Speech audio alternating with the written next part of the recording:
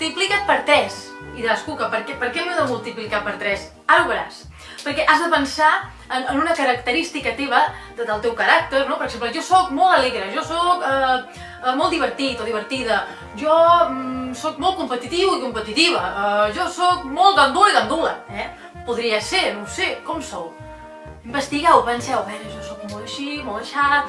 Doncs llavors, agafa aquesta característica, sí, i l'has de multiplicar per 3, sí? Per exemple, jo soc molt alegre, molt alegre, molt alegre, sí, molt alegre, sí, vale? Per exemple, O podria ser que siguis... gandula... Molt gandula, sí... Gandula, O podria ser veure que fóssiu molt estrictes, sí. I llavors heu de parlar i bellugar-vos com si fóssiu molt estrictes, d'acord? Sí? Vale, per exemple, per exemple.